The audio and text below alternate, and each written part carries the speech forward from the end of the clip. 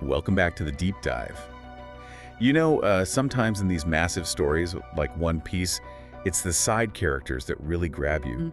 And today, we're diving deep into the world of one such character, Okay. Abdullah. We've got our stack of Wikis forum threads, character deep dives, ready to uncover what makes this guy tick. I am excited to delve into this. Yeah. He's a fascinating case study in how Oda blends complexity and intrigue, Right. even in characters who aren't always in the spotlight. Exactly. Yeah. So for starters, can you set the stage a bit? Yeah. Who is this Abdullah and Yeah. what were his goals initially? Well, picture this. The Corridor Coliseum, Okay. a grand arena where gladiators clash for glory and a chance to win the legendary Mera Mera no Mi Devil Fruit, Wow. a power that can turn you into a living flame. Abdullah, a former bounty hunter with a knack for explosives, enters this chaotic fray, partnering up with Jeet. Okay. Their goal? Yeah. To snag that coveted devil fruit using whatever tactics they deem necessary. A devil fruit that lets you become fire. No wonder the competition was fierce. Oh, yeah. So what made this duo stand out?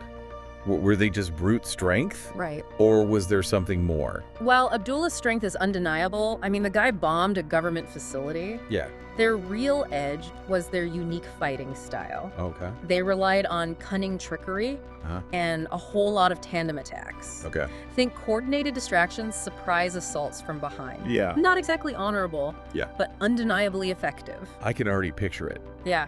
This arena must have been a whirlwind of chaos and surprises. Oh, yeah. Did this fighting style make them popular? Let's just say they weren't winning any sportsmanship awards. Right. Their methods were often seen as underhanded, which made them quite a few enemies in the Colosseum. I bet. But here's where it gets interesting. This morally gray area extends beyond their fighting style. Okay, so Abdullah is a skilled, if somewhat sneaky fighter with a potentially questionable past. What else makes him so intriguing? It's the contrast between his actions and his conscience. Okay. This is a guy who's done some pretty shady things, but he also demonstrates surprising flashes of loyalty and a strong moral code, especially during the Dressrosa arc. Right. He's not your typical villain, nor a straightforward hero. All right. I am hooked. Yeah. Let's break down these contradictions. Okay. What are we talking about here? A criminal with a heart of gold. I wouldn't go that far, Okay. but there's definitely more to him than meets the eye. Okay. One example is his reaction when Usopp, one of the Straw Hat Pirates, Right. frees him from a rather bizarre curse that transformed him into a toy. Wait, what? Remember that devil fruit I mentioned? Uh-huh. Well, another one gave someone the power to turn people into toys. Seriously? And Abdullah got caught in the crossfire. Whoa, turned into a toy. Oh. Okay, you have to elaborate on that. Yeah. That's a lot to process. Right. Only in one piece. But it gets to the heart of what makes Abdullah so fascinating. Even as a powerless toy, he still yearned for freedom. And once Usopp freed him, his loyalty became unshakable. Wow. He even went as far as calling out others who tried to betray those who fought for their freedom, calling them shameless. For a guy with a criminal past, that's a pretty strong statement. That's incredible. So not just fighting side by side, but actively standing up for what he believes is right. Exactly. It really makes you question those easy labels of good guy versus bad guy. But let's get back to that toy transformation for a second. Sure. How did that even happen? And what kind of toy did he turn into? You're gonna love this. Okay. One of Doflamingo's top executives, a woman named Sugar, had the power of the Hobi Hobi no Mi. Okay. This devil fruit allowed her to turn anyone into a toy with a single touch, effectively erasing their existence from people's memories. Wow. Abdullah unfortunately became one of her victims. And what kind of toy did he become? Something fierce and intimidating, I hope. Actually, he was transformed into a teddy bear. A teddy bear. Seriously. That's amazing.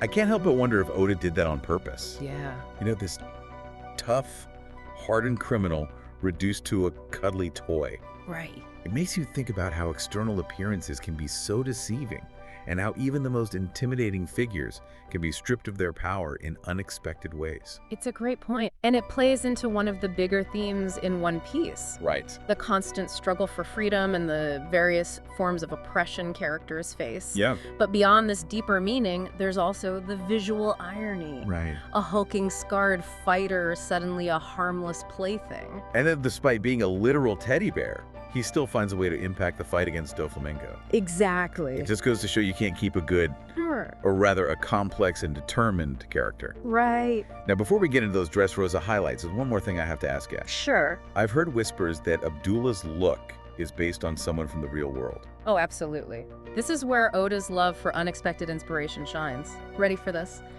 Abdullah's appearance is based on a real-life professional wrestler. No way, seriously.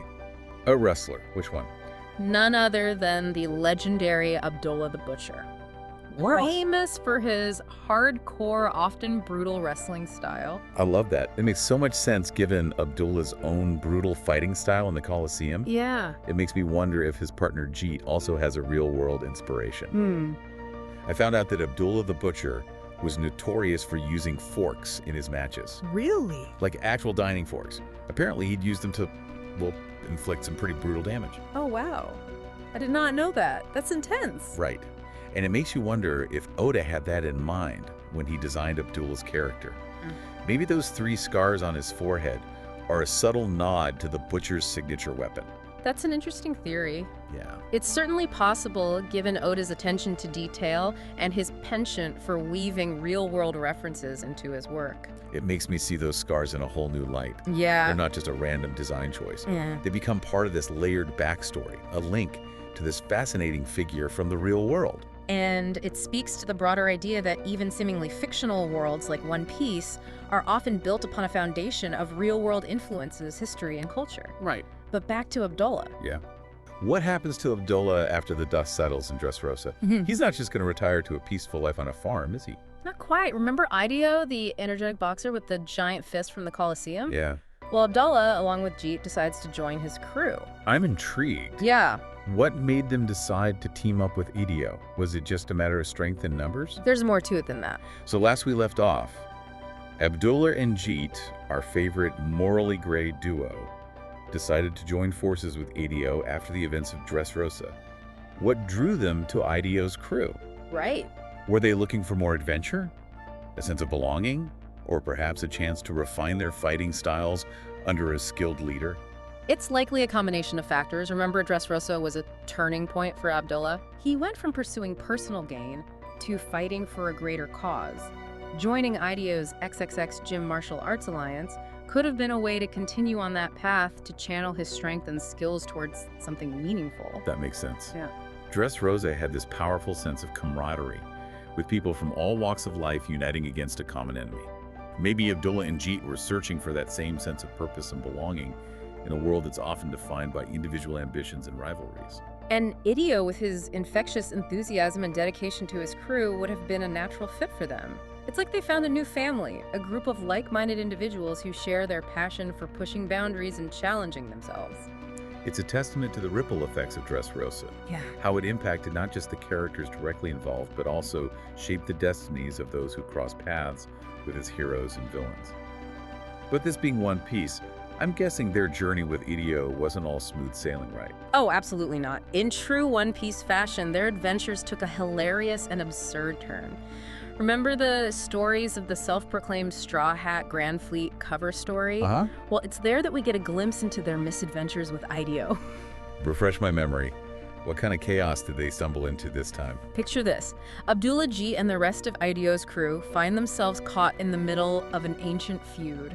Oh no. Between 2 tribes. Okay. The Long Leg and Long Arm tribes. Wait, seriously, long legs and long arms. Is that a devil fruit thing, or are they just naturally like that? It's part of the incredible diversity of the One Piece world. Of course. These tribes are just one example of the many unique and often bizarre races that inhabit this vast universe. Right. But back to the story. Okay. These two tribes have been locked in a bitter conflict for 1,000 years, constantly trying to outdo each other in increasingly ridiculous ways. 1,000-year grudge match. I know, right? Talk about holding a grudge. Yeah. So how did our heroes handle this absurd situation? Did they try to mediate, or did they just jump into the fray? Well, being fighters at heart, they opted for the latter. Oh boy. They ended up battling both tribes, eventually subduing them with their signature teamwork and unorthodox tactics. Classic Abdullah and Jeet. Always ready for a good fight no matter how nonsensical the situation. Yeah. But did they at least try to resolve the conflict after knocking some sense into those long-limbed rivals? Not quite. Okay. After the brawl, they decided to leave the two tribes to their own devices, taking some leftover ship parts to fix up their own vessel. It seems their peacekeeping skills need a little work. Well, you can't be good at everything. Yeah. And who knows, maybe we'll get to see Abdullah and the Ideo Pirates cross paths with the Straw Hats again someday. Yeah. The world of One Piece is vast and interconnected, and there's always the possibility of unexpected reunions and alliances. So what's the final takeaway for our listeners? What makes Abdullah a character who could have easily faded into the background, someone worth remembering? He's a reminder that even in a world as fantastical as One Piece characters are more than just their initial appearances or actions. Yeah. Abdullah's journey from bounty hunter to reluctant hero to crewmate sailing alongside a giant-fisted boxer shows us that change is possible, that even the most unlikely characters can find redemption purpose and maybe even a few laughs along the way. Beautifully said. It's characters like Abdullah who add depth and complexity to the world of One Piece, proving that even in the story filled with legendary pirates and mythical creatures, it's often the smaller, less celebrated figures who leave a lasting impression. Thanks for joining us on this deep dive into the world of Abdullah. We'll be back soon, ready to explore another fascinating corner of the One Piece universe.